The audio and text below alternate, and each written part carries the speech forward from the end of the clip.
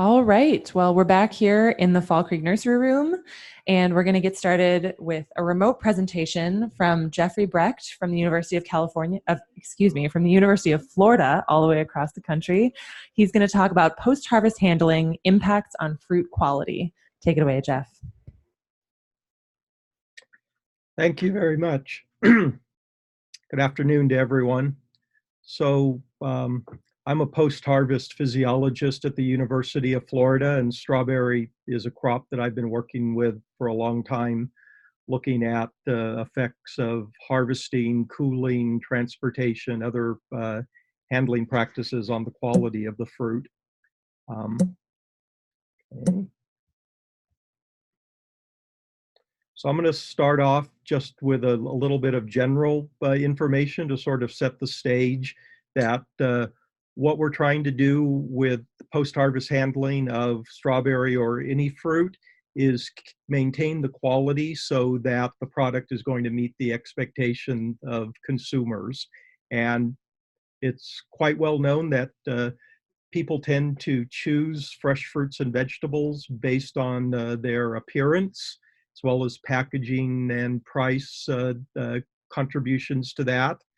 And then there's the eating experience that they have after they take the product home. And that is really what determines whether you're going to have repeat customers or not, is what kind of experience they have in terms of the taste and the texture and the aroma of the product. So it has to appeal to the consumers at the point of purchase on visual terms, and strawberries definitely change quite rapidly and drastically in their appearance after harvest, depending on how well they're being handled. The consumer really expects the product to have the qualities of a freshly picked fruit when they eat it. So they expect the aroma, the taste, the texture, the visual appeal, everything to be what they expect a ripe fruit freshly picked to taste like. And how closely we can come to delivering that has a lot to do with whether they're going to be happy and have a good experience. And then, of course, they also assume that the product is going to be safe and wholesome and nutritious. That's sort of a given that everybody knows about fresh fruits and vegetables, but we don't really have a way to know whether we're getting that. We just have to assume we are. So in terms of post-harvest physiology, all different fruits and vegetables have different potential post-harvest lives. And for strawberries, it's about 10 to 14 days in acceptable condition if you do things right. And that really has a lot to do with what the maturity and the quality at the time of harvest was. That determines what the potential post-harvest life is going to be. And optimizing that quality or the maintenance of that quality after harvest starts with temperature control. That's really important for strawberries as well as other fruits and vegetables. So in terms of the grade standards for strawberries, sort of starts with the US grade standards, although many retailers look at that as just sort of a base level, and they tend to have more stringent requirements yet. So for a US #1 strawberry, it basically has to be in good condition, firm, not overripe, not undeveloped, free from decay, free from any kind of damage, at least 3/4 red or pink color, not less than 3/4 inch diameter. And then where it gets sort of tricky is in terms of the defects that are allowed for the US #1 grade. And it's actually quite stringent when you consider how many strawberries are going to be in a clamshell or a basket. You're allowed no more than a total of 10% defects. And so if you think that there's 20 to 25 berries maybe in a pint of strawberries, that means only 2 fruit that have some kind of defect, or especially if they have some kind of decay, even 1 fruit is too many. It's going to be out of grade and not acceptable in the marketplace. And then they have some details that, an inspector goes through a number of different baskets or clamshells, and they do allow individual clamshells to have above the total about twice the total, so 10% goes up to 20%, but the whole overall lot has to stay below the levels that are allowed. So that's sort of where the starting point is. This is something that comes from a publication available from UC Davis, since University of California was mentioned. Here it is. Adel Kader and Beth Mitchum put together this. This is basically showing the color development on strawberries, and the grade standards, actually, depending on US1, US2, allow partially red color developed fruit, but in reality, almost all strawberries on the market have to be fully red in order to be acceptable. So the way to know that you're doing things well with strawberries or other fruits and vegetables is how well you're controlling the metabolic activity of the fruit. In other words, you want to slow that down mainly by lowering the temperature. And we determine what the metabolic rate is by measuring respiration. And the respiration can be shown to increase 2 to 3 times with a 10 degree C or 18 degree Fahrenheit increase in temperature. Or on the other side of the coin, its shelf life and its respiration will decrease by half to 2/3 with each change in temperature like that. So the lower the temperature, the slower the respiration rate. Slower respiration rate means slower rate of deterioration and longer shelf life. So you really have to, for something as perishable as strawberries, get the temperature under control quickly. So you want to lower the temperature as quickly as possible, and that slows the respiration, slows the metabolism, retains higher nutrient levels, slows bruising symptom development, it slows water loss, it inhibits microbial growth. So those are all good things that lowering the temperature does. There's a couple of observations of how important it is to cool strawberries quickly as you can after harvest. The first is an observation that was made by Gordon Mitchell and colleagues at UC Davis about 50 years ago now.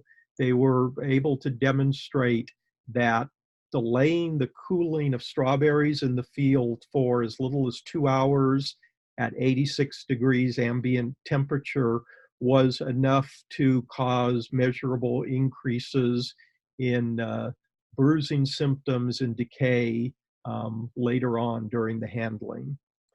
And then more recently than that, a former graduate student of mine, Cecilia Nunez, who has worked on strawberries for her PhD dissertation and done a lot of strawberry work since then. She was able to show that a 6-hour delay after harvest at that same temperature, 86 degrees, was enough to allow measurable losses of firmness and sugars, and also loss of vitamin C. So this is sort of what it looks like when you plot the potential storage time of strawberries versus temperature. And you can see that you can get that 10 to 14 days or so, something like that, only if you get the temperature down near 0. This is the degrees C, so that's 32 Fahrenheit.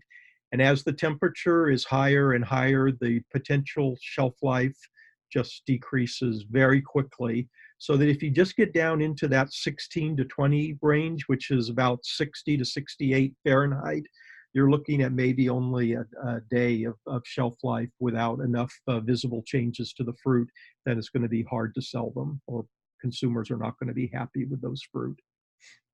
So these are the things that cause strawberry deterioration. You have the metabolic changes, you have bruising and other mechanical injuries, and avoiding injury is really, really important, because injuries like bruises promote other negative changes. It promotes faster metabolic changes, it promotes shriveling from water loss, and it definitely promotes decay. Moisture loss is really important with strawberries. We've seen a lot of shelf life studies that we've conducted that usually actually the first thing that's visibly apparent as strawberries start to deteriorate is moisture loss. And it's first sort of like a loss of the sheen on the surface of the fruit, and then eventually it becomes a shriveling appearance. And also you see water loss apparent in the sepals or of the on the fruit, also some shriveling or wilting of those, and eventually they lose their green color and even turn brown. And then, of course, you have pathological breakdown, mold or decay, which is really dramatic on strawberries. So this is a little time-lapse video. The strawberries on the left here are uninjured, and those on the right were actually purposely injured. You can see like there's where one was bruised, and there's some punctures here. But this is what happened over about a day and a half at room temperature in our laboratories, which is about 74 degrees. So that pretty dramatically shows the effect of bruising or otherwise wounding the fruit on how rapidly they're going to deteriorate. So with post-harvest handling of strawberries, actually it starts with harvest. The fruit have to be hand harvested for fresh market. And again, it's in order to reduce any kind of mechanical injury that might occur on the fruit. Of course, the harvesters are also making decisions related to the ripeness of the fruit and whether it's appropriate size and doesn't have defects, doesn't have any kind of decay. So that's a very important job that they have to do most everything, because the fruit are by and large being harvested directly into the consumer container, clamshell or a basket, and they're not going to be touched again until the consumer purchases them and takes them home. And then the second thing, of course, after avoiding the bruising, is to get them cool quickly, like I mentioned. And what does that mean? A lot of the large growers that we've worked with, this is like the Driscolls and the Doles and Wish Farms here in Florida, they actually have policies that the fruit need to be at the cooling facility within 1 to 2 hours, depending on the company, after they've been harvested. So we've actually done some tests where we've been putting temperature data loggers into the fruit, the flats as they're coming in and the pallets are being constructed. And the people get a little bit anxious because we're slowing them down, and they're going to get in trouble if the fruit don't get to the cooler within an hour. And so the reason for that is at the ambient temperatures that we have in Florida and in California, also at times during the strawberry season, 1 hour at field temperature of say 86 degrees can allow as much deterioration to happen as 1 week at 32 degrees. It's really dramatic. And then forced air cooling is what's commonly used because it quickly can lower the pulp temperatures. Compared to just putting the fruit into a cold room, it will take about 24 hours to fully cool those fruit. But with forced air cooling, you can get the same cooling in about 2 hours. So it's a very dramatic speeding up of the cooling. So you have to have harvest supervision because of all of the responsibility on the picker's shoulders. You have to check that they're doing things properly. The fruit get to the cooling facility. And then I'm going to assume that you're not all familiar with forced air cooling. What that does is it forces the refrigerated cold room air through the pallets of strawberries. And the way you do that is by creating 2 rows of pallets on either side of a fan unit, and this fan is going to actually suck air from the room through that grate between the 2 rows of pallets, and the air will come out up at the top here. When you put a tarp over those 2 rows of pallets to create the tunnel and turn on the fan, it's actually going to suck that tarp down tight against the pallets. And the only way for that cold refrigerated air to get to the fan is to go through the flats, through the openings between and in the clamshells, which means the cold air flows directly over the surface of the fruit and it cools them very rapidly. To some extent, strawberries are handled in modified atmospheres. This is the Tektral process, the traditional one, although there's other companies with similar technology. Put a big bag over the pallet, seal it at the bottom with tape, and then you have a giant package, and that patch there that you see is where they put in a probe through the plastic, pulled a slight vacuum, injected CO2, and then slapped a piece of tape over the hole to seal that. Strawberries are actually somewhat unusual compared to fruits and vegetables in general, in that they're quite tolerant of a very high CO2 atmosphere and relatively tolerant of low oxygen as well. And that high CO2 is used because it's fungistatic. So it slows the growth of mold and decay organisms during transport. And approximately half of the cross-country shipments of strawberries go in this kind of a modified atmosphere system.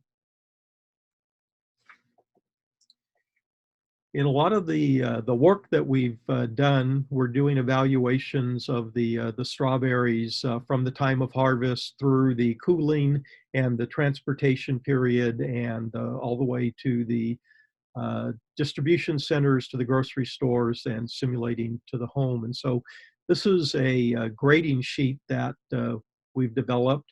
Actually, this was developed specifically, the pictures and all, by Cecilia Nunez. Again, I've continued working with her after her PhD. She's now at the University of South Florida in Tampa. And so what this is showing is the changes that take place in the strawberries after harvest. So starting with a perfect fruit, a score of 5 at the top, going down to a score of 1, which is a fruit that you definitely wouldn't want to buy, let alone eat. And so generally what we're talking about is that a score of 4 or 5, people would be happy with buying that. Maybe a 3 they would buy, and as you go below that, they probably wouldn't buy it. And then the other side is showing in the home whether you would eat the fruit, and maybe you would be a little more tolerant at that, but not much. So these are the kinds of things we're talking about. If the strawberries are bruised, you can see the bruise symptoms developing, and if it's severe, leaking of juice out of the fruit. The calyx, as I mentioned, starts to deteriorate. You get calyx browning, you can see there. Strawberry fruit don't really ripen post-harvest like some other fruit, like apples or peaches or bananas, but they do actually change color, and they can become darker red, which actually people who know strawberries in the business will see that as a sign that these strawberries are old, and possibly they don't want to accept them because they're not going to have sufficient shelf life yet, left to go through the rest of the handling system. And then, of course, you also eventually get decay. What we've seen with that Tektral high CO2 process is actually its practical value is it gives you about 1 day extra shelf life before decay starts to appear. So it slows down the decay during the transportation period, but once the pallets get to the DC, they take those plastic bags off, and you lose the modified atmosphere, and the decay organisms start growing again, but they're a little bit delayed compared to fruit that got a head start during transport if they didn't have the modified atmosphere. So I'm going to talk now a little bit with the time that I have about a project that we did. Actually, it was simulating air transport of strawberries. So it's sort of an unusual situation. It's not something very commonly done, but I'm going to show it to you because it illustrates how breaking the cold chain even for a relatively short period, can have dramatic effects on strawberry quality. So this is what we were doing based on a lot of surveying of the conditions during air transport of strawberries. We came up with two scenarios going from the harvest through the cooling facility to the airport, on the tarmac before it goes on the plane, the time on the plane, the unloading at the destination, put on a truck to go to a distribution center and to a grocery store where it's in the back room, and then retail display. And so you can see here that we start out with 75 degrees in both cases, cooled to 37, and then maintained at that temperature in the semi-constant scenario, but going up to 50 degrees for an hour and 68 degrees for another hour, then 68 on the airplane, meaning that it was sent in a non-insulated container, 70 degrees on the tarmac at the destination, and then going through the trucking to the distribution center, and the store is the same, and the conditions in the grocery store the same. So what that is showing is there's just this 10-hour period where there was a break in the cold chain in this scenario. And then the next slides are going to show what we were able to demonstrate happened because of that. So looking at the different things that can change in the fruit, the color, the firmness, the shriveling are things that change fairly rapidly. And so this is showing measuring these things at various times during the two different scenarios, and you can see that the fruit that were in that fluctuating situation reached a quality rating of 3, which is the threshold for becoming unmarketable due to the firmness and the shriveling. And the fruit that were in the constant temperature or semi-constant temperature, they stayed marketable during that time. So the fluctuating temperatures reduced the shelf life of the strawberries by more than a day, and this was only about a 4-day total distribution system. And in this scenario, they never would have reached the consumer because they would have been considered unmarketable a day before they were on display for people to purchase. We also, in the same study, compared unbruised fruit to bruised fruit. So for the bruised fruit, in terms of the severity or the appearance of the bruising, you can see that it appeared in about the first 24 hours. You could see that, and was about 3 times higher with that break in the cold chain compared to keeping the temperature more or less constant. And by 72 hours, or about 3 days, the fruit from the fluctuating temperature were bruised and leaky. There was no evidence of decay in this case. This is the unbruised fruit. And so this is sort of what they look like. So this was just some natural bruising. You can see on the right, they weren't purposely bruised, but you can see some shadows, areas where there was some damage to the fruit. And on the right, you can see that with the fluctuating temperature, and on the left, they still look pretty nice. However, if we actually bruised the fruit, that actually stimulated the discoloration and decay that is so often associated with wounding strawberries. So 14% of the fruit from the fluctuating temperature had the brown discoloration, which is the initiation of decay, and only 5% in the semi-constant temperature. So this little picture in the lower right, this is how we bruise the fruit by dropping a ball bearing on the fruit through a tube from about 10.5 inches. And this is what the fruit looked like. So you can see a big divot in each of those fruit where it got hit by the ball bearing. But the difference here, on the left, these are the constant temperature, and on the right, the fluctuating temperature. And you can see that that bruise caused the fruit to darken and the bruises to become much more evident. And then, if in addition, we bruised the fruit and inoculated them with botrytis, or the gray mold organism, you can see that that break in the cold chain really accelerated the development of the decay on those fruit. So I'm going to finish up now just with the few recommendations that I can make. It's sort of a recap of what I've just shared with you. Temperature control starts even with harvest. If you can harvest in the cool parts of the day, that's better. After the fruit are harvested, they need to be protected from the direct sun.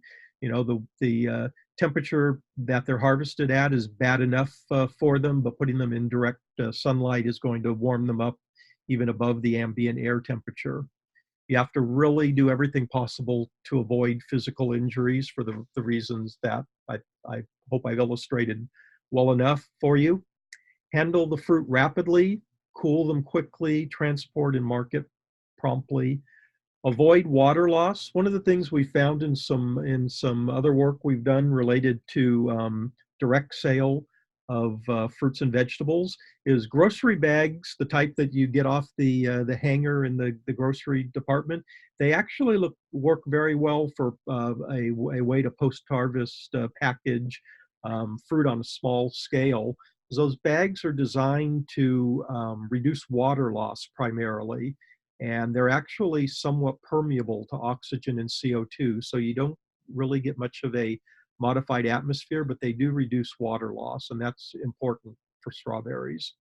And of course, maintain the cold chain throughout the post-harvest handling period is very important. And especially, you know, if you let strawberries warm up at some point, part of the problem is not just that warming, but it's very difficult to cool products down again after they've warmed up once they're in the distribution system. So that's what I've got for you. Thanks for your attention. And I hope we have maybe a few minutes for questions before we have to move on. Thank you.